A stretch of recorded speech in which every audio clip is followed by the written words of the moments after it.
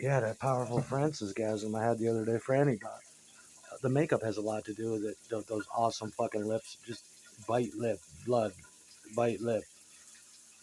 The lips have a lot to do with it. The black eyebrows, the extreme eyes, the blonde hair color. Powerful shot, powerful wads into the silk jerk rack. I love Francis. It's the ideal bitch. It's my little surfer girl. She's one of them. What I said about Brian, it's fucking true. I mean, if you want to know about Brian Wilson, I'm the guy to tell you. No, he was not. He listen. It's so complicated, and I doubt you give a fuck. But after he had the supposed panic attack or flip out on that plane when he's 22 or 20, that was the end, and that was good because he could have quit then. He went about 3 more years, but by staying home and writing hits, the Sea of Tunes catalog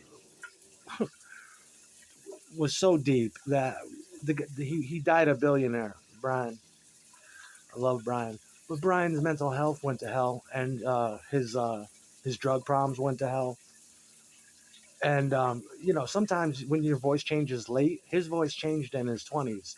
You don't generally hang on to a falsetto like that unless you literally Castrano. And basically, you'd have to reinvent yourself after you can't go do those soaring high, ridiculous high notes. But he did what he knew. He stayed home, and they made a lot of greatest hits. The catalog just continued to accrue money. It's no problem. But I mean, they insisted on putting him on stage. And when you go to see, if you ever went to see the Smile thing in like 2004 or whatever, yeah, you're paying basically just to see him sit there, like a fucking conductor in an orchestra pit. He doesn't really have to sing anyway. But there are big differences between Frankie Valli and Brian fucking Wilson. Brian fucking Wilson was a goddamn genius, and I'm a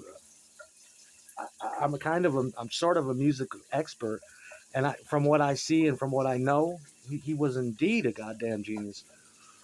But he was done, and that's good enough for me. He had to compete with the Beatles. He had to compete. His whole Here's another thing nobody talks about either. I mean, they're expected to be as good as the Beatles. The he was in cahoots with the people that distributed the Beatles material in America. Terry Melcher, all them guys. So automatically he's underneath. They really didn't have the looks of the Beatles or the sleek, slick album covers. But against all odds, they did that. And you got to remember they were first too. There's he was done, and when you went to see him, it often looked like he didn't want to be there. I've read all kinds of material where he's hearing voices while he's on stage. To me, it's a little cruel, but Brian agreed to do that, and nobody was really making him. There were times when people did make him do that, but how the fuck are you gonna put a 70-year-old man on stage, or an 80 or a 90-year-old man like they're doing in Frankie Valli's case, on stage to sing Sherry? It's not gonna happen. That's ridiculous. It's like Weekend at Bernie's. He's long past that point. He's and people can see that it's not real.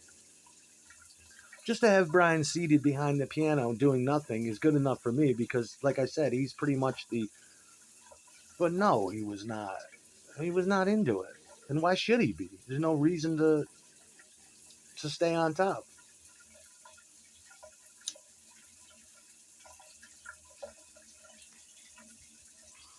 And plus, he was like me. He just did not enjoy being on stage. He didn't enjoy it. When he did, it was fucking rare. It's not the place for him. He belongs, you know, he's up there with the greats, and that's where it remains to stay. But yeah, I mean, what, and they're always doing it with these guys. Let's get Axl Rose to come out and sing. They often have, when people make the charts, they have freakish singers like Axl Rose. That's freakish. Nobody sounds like that. There's only one Brian Wilson. There's probably only one Axl Rose. How long do you think he's going to hang on to that freakish quality? It is freakish. That's why they're stars. But no, you can't put together Guns N' Roses. What you have to do is reinvent yourself. You're not going to find another Johnny Rotten with that diction, that pitch, that, you know what I mean? That's what makes stars. You have to reinvent yourself, and it's too hard to do. But if you don't believe me, go look at the Frankie Valli footage when he's standing on stage. It's like, that is cruel. That's cruel to me. You don't want to be there. He's 90 and he's holding it and mouthing the words. That's like going into a rest home and making your granddad pretend he's in a coal mine again. In the, you know, it's not gonna happen.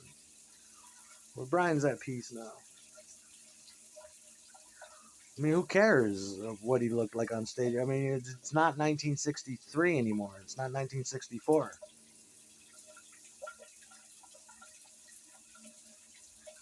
You know, they did it right. You can sit back and just sell the records. They get constant play on radio.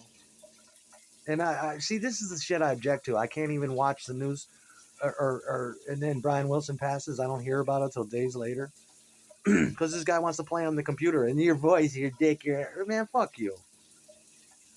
Right? I'm fucking that Mila Gash. I'm fucking that Mila fucking Gash. That's over with. And I don't know what Summer does. Don't ask me. I don't care. I do you think I would at this point? Best of luck. You've destroyed any and all hope of a reconciliation, nor does she want one or I want one at this point. It's all about the deer head, especially the Mila bug. And the other girl, I haven't seen her either. They all hide from me because you insist on creating problems. Lucky enough that they're adult enough to understand the problem and deal with it like I do. But and don't talk about the fucking neighbors. I already did that episode 10 times. Don't fascinate on the fucking neighbors. I can. I live here. This is my neighborhood, and none of them are real. I don't believe when I see couples that they're actually couples. Why would I believe that? After all, there's no real names on the fucking mailbox. Nothing's real. Strawberry Fields, and you're right. The shit is a rap.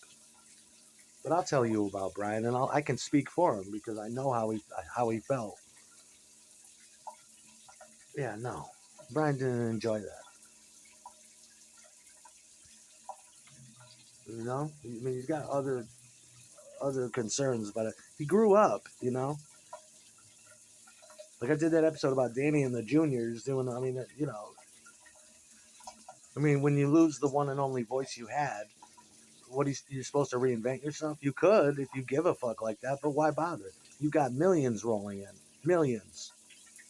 They wrote those contracts so perfectly, and Murray did. And to me, a lot of people say he didn't, but it looks to me like he did really well for them. Just sucks there's no more Wilsons. But I'm the Beach Boy freak, you know. It doesn't matter. What he did was what he did. It remains great. Nothing in the world is gonna take that away. But being on the stage wasn't where he wanted to be at. I would like to see him just sitting there. Why not? But moreover, I'd like to ask him a million questions rather than see him conduct. You know, that's why he resurrected Smile. What do you want me to do at this point? What can I do? Nothing. Just be left alone and buy sports cars. You know, whereas guys like Mike Love retain their voices, and he has, like in his book, he's got 3 different voices. It's true. He's a bass. He's got a head voice. He's got a bass voice. He's got a middle voice. You know, but that's usually what they want from singers, lead singers, is a freakish quality. You know, what the fuck are you thinking? Tell me that. Imagine if you were out gambling. I mean, Frankie Valli was great, had a lot of hits. It was great. Great mob music. It was great. But you go there and you see that, and it's like, this is wrong somehow.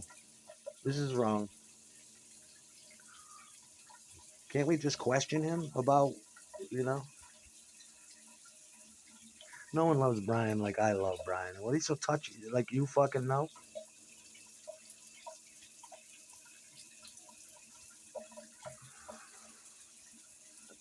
And it's just some people, they don't want to. It's like you got to grow up at some point.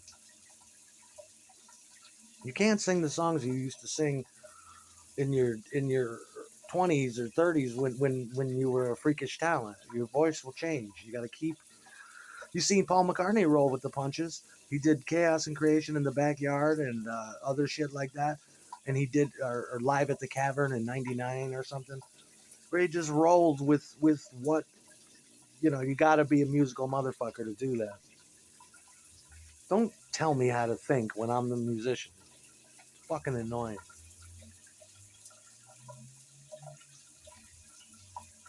And what she got to do with it? I don't understand.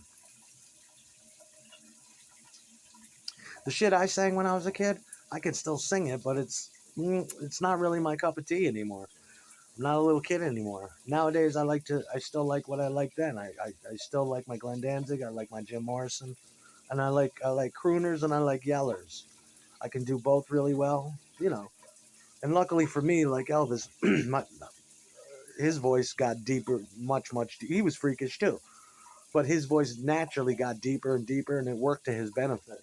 And he started doing deep Brooke Benton type shit. Usually your voice it doesn't go up, it doesn't keep going up like a fucking helium mouse. I'm not here to sing high notes out of my range. I sang what I sang back then. I got a beautiful voice, and I aim to keep it. It ain't going anywhere. And who gives a shit if it did? I got a billion talents I can sit on my ass and rely on. And when I turn the Wi-Fi on, they're telling me we're live. No, we're not live. This is not a recording studio.